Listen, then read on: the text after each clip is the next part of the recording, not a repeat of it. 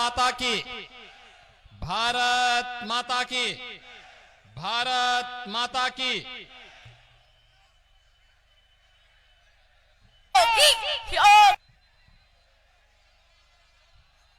गिरिराज महाराज की, गिरिराज महाराज की। मंच पर उपस्थित भारतीय जनता पार्टी के जिला के अध्यक्ष श्री मनोज भारद्वाज जी,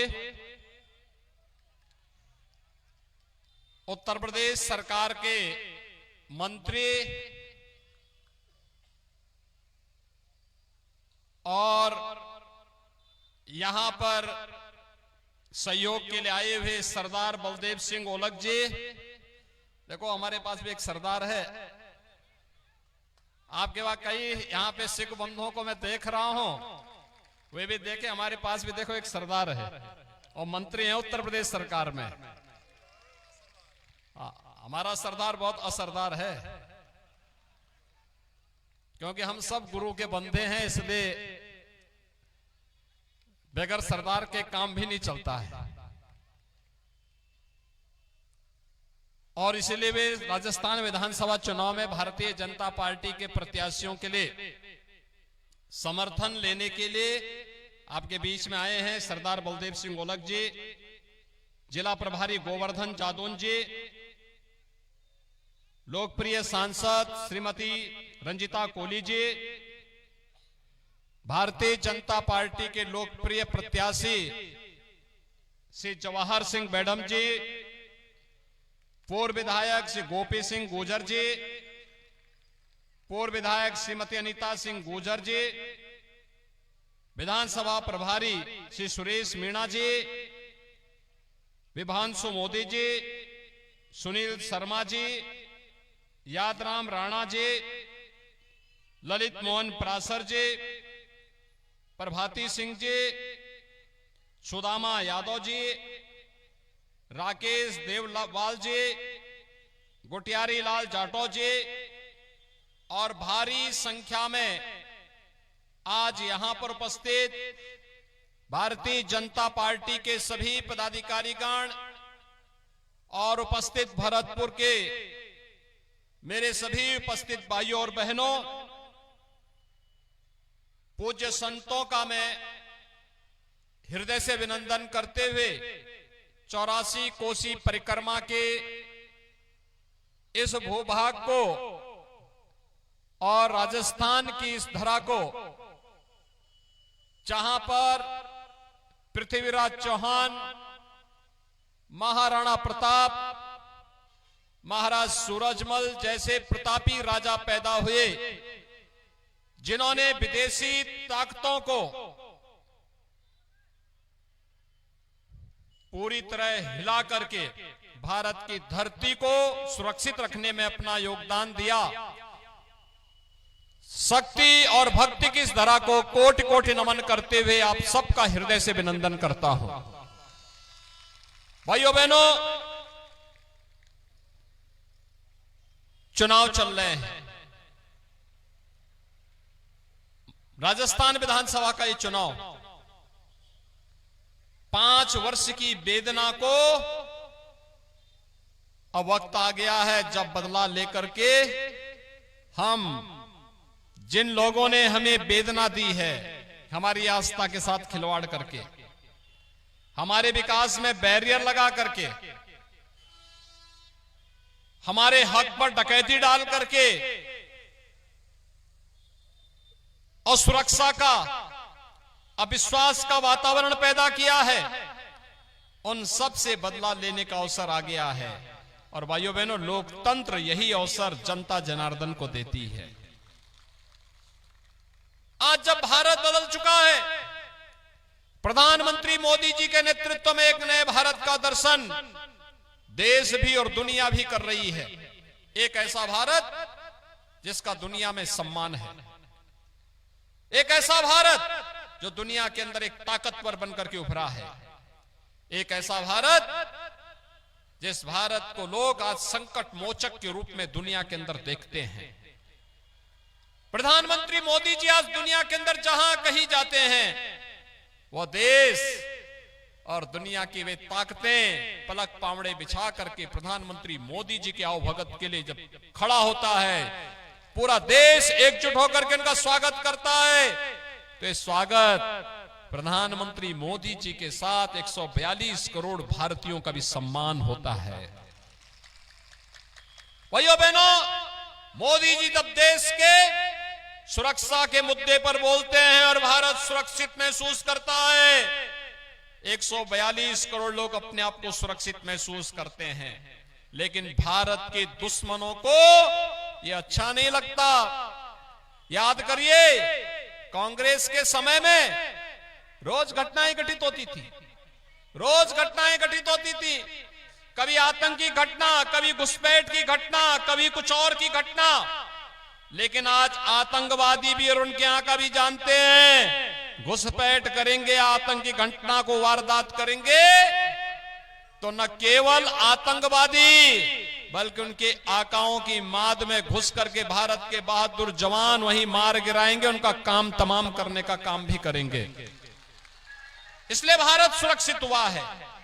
भाइयों बहनों, कांग्रेस ने समस्या दी, कांग्रेस ने समस्या दी, और ये समस्या जो देश के अंदर आतंकवाद के रूप में, नक्सलवाद के रूप में, अलगाववाद के रूप में हम सबके सामने है, वह समस्या कांग्रेस की देन है। लेकिन भारतीय जनता पार्टी ने मोदी जी के नेतृत्व में इस समस्या का समाधान दिया है। कांग्रेस ने आतंकवाद की समस्या दी, मोदी जी ने धारा 370 समाप्त करके आतंकवाद और उग्रवाद पर हमेशा के लिए ताला लगा दिया है। समाप्त, समस्या का समाधान। कांग्रेस ने नक्सलवाद की समस्या दी, मोदी जी ने उसका समाधान दिया। कांग्रेस ने देश के अंदर जाति, मत, मजहब, क्षेत्र और भाषा के आधार पर देश को खंड खंड करने का कुत्सित प्रयास किया। मोदी जी ने कहा नहीं, यह देश उत्तर से दक्षिण, पूरब से पश्चिम एक रहेगा, एक भारत श्रेष्ठ भारत की बात मोदी जी ने की। कांग्रेस ने देश के संसाधनों पर जबरन एक वर्ग विशेष का अधिकार करने की बात की। उन्होंने कहा देश के संसाधनों पर पहला अधिकार मुसलमानों का है, लेकिन मोदी जी ने कहा नहीं, देश के संसाधनों पर पहला अधिकार गरीब का है, किसान का है, दलित का है, वंचित का है, समाज के आधी आबादी महिलाओं का है, समाज के हर तबके का है। और मोदी जी ने नारा दिया सबका साथ, सबका विकास। भाइयों बहनों, ये सबका साथ और सबका विकास का नारा ही राम राज्य की आधारशिला है। यही राम राज्य है, और इसी राम राज्य की अवधारणा को साकार करने के लिए भारतीय जनता पार्टी की सरकारें कार्य कर रही हैं। और इसी राम राज्य की अवधारणा को लागू करते हुए जो काम कांग्रेस 55-60 वर्षों में नहीं कर पाई, मोदी जी ने वह कार्य मात्र 9 वर्ष में करके दिखा दिया। याद करिए, 12 करोड़ गरीबों के घर में शौचालय बन गए, 4 करोड़ गरीबों के आवास बन गए, 4 करोड़ गरीबों के घर तक बिजली पहुंच गई, लगभग 10 करोड़ गरीबों को उज्ज्वला योजना का कनेक्शन मिल गया, 12 करोड़ किसानों को प्रधानमंत्री किसान सम्मान निधि में 6,000 रुपए हर वर्ष पहुंच रहे हैं। और भाइयों बहनों, संकट में जो साथी होता है वही सच्चा साथी होता है। याद करिए, आज का समाचार में पढ़ रहा था, अमेरिका में, चीन में कोरोना के मामले फिर से बढ़ रहे हैं, तेजी के साथ बढ़ रहे हैं। भारत के अंदर कोरोना समाप्त, क्योंकि मोदी जी ने 2 ऐसी प्रभावी वैक्सीन दी कि ये वैक्सीन 142 करोड़ लोगों को सुरक्षित करती है। कांग्रेस होती वैक्सीन कभी नहीं आती। हमारा वैज्ञानिक अगर वैक्सीन लेके भी आ जाता, कांग्रेस के नेता ये भी ब्लैक कर देते। 3.5 वर्ष से 80 करोड़ गरीबों को फ्री में राशन की सुविधा का लाभ। और भाइयों बहनों, यही नहीं, अगले 5 वर्ष तक ये फ्री में राशन मिलता रहेगा। अब कोरोना का बाप भी आ जाएगा, कुछ नहीं बिगाड़ पाएगा। और इसलिए भाइयों बहनों, इसीलिए मैं आज आपके पास आया हूं आपसे कहने के लिए, कांग्रेस न सम्मान कर सकती है, न सुरक्षा दे सकती है, न विकास ही करा सकती है। हाईवे, रेलवे, एयरपोर्ट, हवाई चप्पल पहनने वाला भी हवाई जहाज की यात्रा कर सकता है। ये मोदी जी ने साकार करके दिखा दिया। और भाइयों बहनों, इसीलिए आपके पास आया हूं आपसे कहने के लिए, न गरीबों का कल्याण ही कांग्रेस कर सकती है, ये तो लड़ाती है। ये तो 1984 में निर्दोष सिखों की हत्या करवा दी, उन पे बर्बर अत्याचार करवाए, ये आपस में लड़ाती है। खालसा पंथ और गुरु परंपरा का जिसका इतिहास रहा है देश के अंदर, भारत के अंदर खालसा पंथ की स्थापना गुरु गोविंद सिंह जी महाराज ने इस उद्देश्य से की थी, सकल जगत में खालसा पंथ गाजे, जगे धर्म हिंदू, सकल भंड भाजे। इस संकल्प और इस घोष के साथ सबकी सुरक्षा का आह्वान करते हुए किया था। और आज उन्हीं पंथों पर कांग्रेसी लोग अत्याचार करते थे, कभी इन्होंने माफी नहीं मांगी देश से। भाइयों बहनों, मैं आज आपका आह्वान करने के लिए आया हूं, कांग्रेस के लोग समस्या दे सकते हैं, समाधान नहीं दे सकते। देश की सुरक्षा के साथ खिलवाड़ कर सकते हैं, समाधान नहीं दे सकते। ये देश की आस्था के साथ खिलवाड़ कर सकते हैं, समाधान नहीं दे सकते। कांग्रेस के लोग तब क्या क्या कहते हैं। मैं राजस्थान में आता हूं, देश के अंदर कहीं जाता हूं, एक ही संबोधन होता है, राम राम। हमारा संबोधन मिलने पर राम राम, पुत्र पैदा होता है, राम नाम जप का अखंड कीर्तन हो जाता है। मिलते हैं, संबोधन में राम राम शब्द प्रयोग करते हैं, अभिवादन में राम राम शब्द का प्रयोग करते हैं। अंतिम यात्रा निकलती है तो राम नाम सत्य है कि ही यात्रा निकलती है। गांधी जी ने भी अंतिम समय में हे राम ही कहा था, लेकिन कांग्रेस के लोग कहते हैं कि राम और कृष्ण तो हुए ही नहीं। ये बताओ, हमारे गिरिराज महाराज को भी ये गाली देते हैं, हमारी ब्रजभूमि को भी अपमानित करते हैं, हमारे कान्हा को भी अपमानित करते हैं। इन्होंने राम और कृष्ण के अस्तित्व पर प्रश्न खड़ा करके सनातन धर्म के अस्तित्व पर प्रश्न खड़ा किया है। लेकिन भाइयों बहनों, हमने तो जो कहा सो करके दिखाया। हमने कहा था रामलला हम आएंगे, मंदिर वहीं। लोग कहते थे, कांग्रेसी हंसते थे उस समय, कैसे होगा। हमने कहा चिंता मत करो, हमने कहा रामलला हम आएंगे, पहले गुलामी का ढांचा हटाएंगे। हटाना, फिर कहा रामलला हम आएंगे, मंदिर वहीं बनाएंगे। मंदिर बन रहा है, कोई संदेह। भाइयों बहनों, रामनवमी के अवसर पर राजस्थान में कर्फ्यू लगा था और कांग्रेस सरकार ने रामनवमी के जुलूस को बैन किया था ना। भगवान राम का जन्म उत्तर प्रदेश में हुआ। वनवास के दौरान सर्वाधिक समय तक उन्होंने चित्रकूट उत्तर प्रदेश में व्यतीत किए। रामनवमी के सबसे अधिक जुलूस उत्तर प्रदेश में निकलते हैं। पिछले 6.5 वर्ष से उत्तर प्रदेश में भारतीय जनता पार्टी की सरकार है, एक भी कर्फ्यू नहीं लगा, एक भी दंगा नहीं हुआ। लेकिन यहां दंगे भी हो रहे हैं। अगर वसुंधरा राजे जी के नेतृत्व की सरकार राजस्थान में होती तो भाइयों बहनों, कन्हैया लाल तेली की हत्या नहीं होती। अगर राजस्थान के अंदर डबल इंजन की भाजपा की सरकार होती तो बेटियों के साथ इतना बर्बर अत्याचार कोई करने का दुस्साहस नहीं कर सकता था। और अगर यहां भाजपा का विधायक होता, किसी विधायक की गाड़ी में गोमांस नहीं मिलता। भाइयों बहनों, कांग्रेस ने 5 साल में यहां पर भ्रष्टाचार में राजस्थान को नंबर 1 पर ला दिया।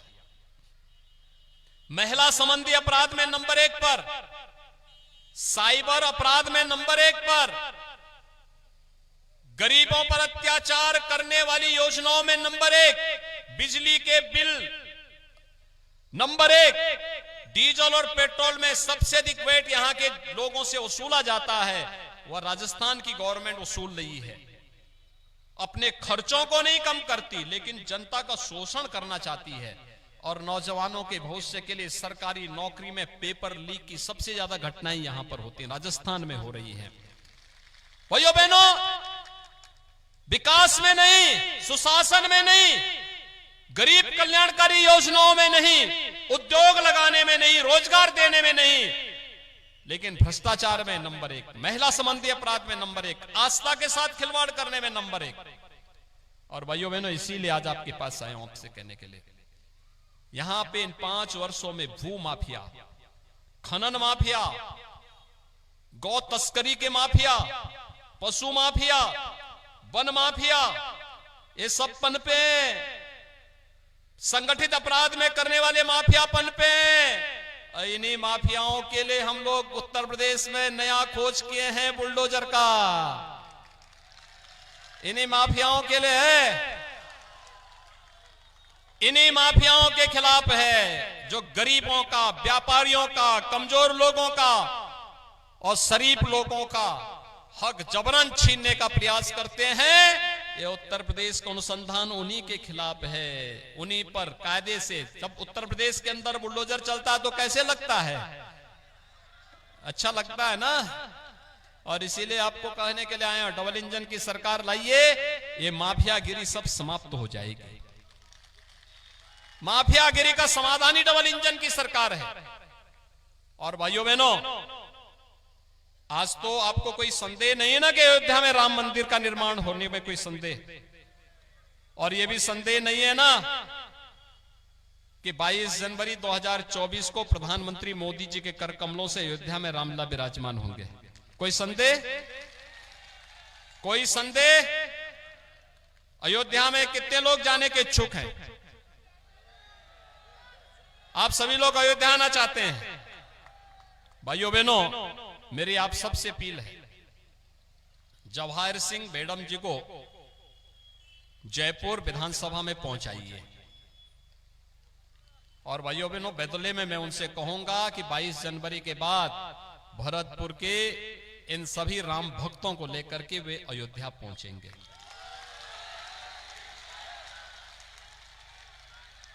सहमत हैं सभी लोग? सभी लोग, सभी लोग। जहां तक मेरी आवाज जा रही है, सड़क की तरफ भी पर्दा भले लगा, मैं वहां भी देख रहा हूं, क्योंकि उधर उत्तर प्रदेश है तो वहां से तो उत्तर प्रदेश की आंखों से देख रहा हूं। इसलिए सभी लोग मेरे साथ दोनों हाथ उठा करके बोलेंगे, भारत माता की, भारत माता की, भारत माता की जय श्री राम, जय जय श्री राम।